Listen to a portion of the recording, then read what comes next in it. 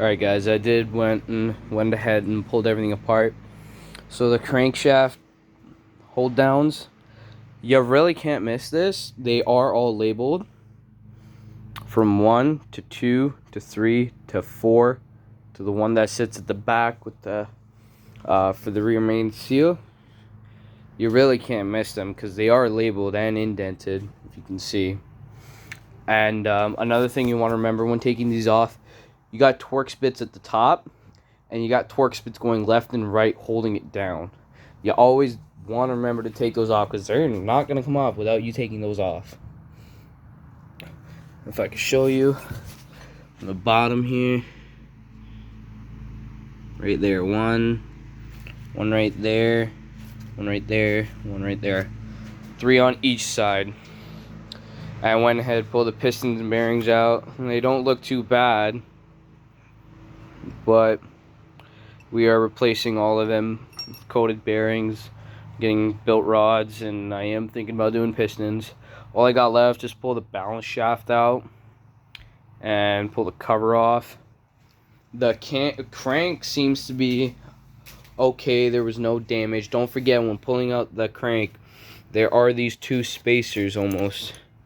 These 2 spacers right here that sit in the center of the cam. They sit in this center roller right there, so there's no left and right slack or play into them. And I did notice while pulling the head, the cam, as you can see, there is a groove on this one. It's a nice size groove. This whole intake cam is kind of damaged, I'd say, and it messed up the seats inside. I'll show you when I do a full breakdown of this one. I don't know if you can see it. Yeah, it's pretty grooved up.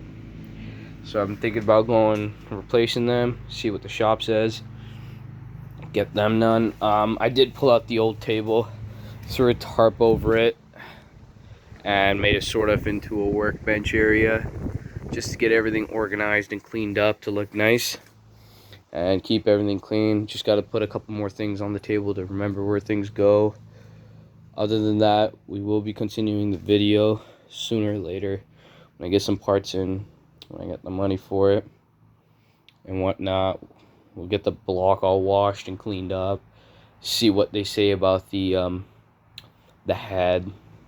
I do want to go 1mm oversized valves and integrated engineering springs. So I'm gonna see what the shop has to say about that when I want to get the head rebuilt, but I don't know what they're gonna say with the grooves and the etching all over the cam, but we'll see what they say. Alright, what else is there? That's pretty much it for the teardown. I'm sorry if I did a horrible breakdown, but it's kind of hard to do this and then hold the camera around. This is a new thing for me. So I did also notice, I think I said this previously, but the crank, the tone ring is missing 2 tones. That could be another possible reason why my car had a hard start. You know, the crank sensor kept going and going, probably missed it a couple times, just threw it off. You never know. Yeah, the cams don't look too bad, but yeah, we'll continue on later in the day.